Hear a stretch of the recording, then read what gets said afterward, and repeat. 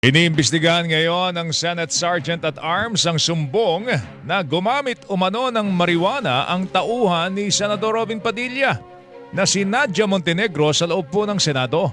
Batay po sa incident report, dalawang pagkakataon na umano ito nangyari.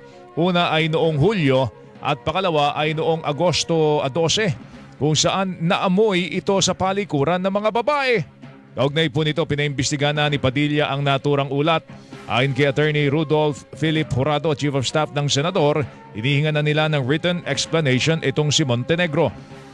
Nakipagpulong na rin si Jurado kay Senate Sergeant at Arms, retired Major General Mau Aplasca para humingi ng incident report para malaman kung totoo na mayroon pong staff silang hinuli o nasita dahil sa hinihinalang paggamit po ng marijuana.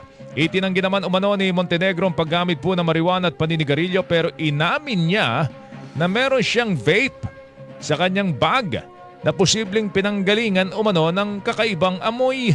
Sinusubukan pa ng GMA Integrated News na makuha po ang panig ni Montenegro kaugnay sa naturang issue.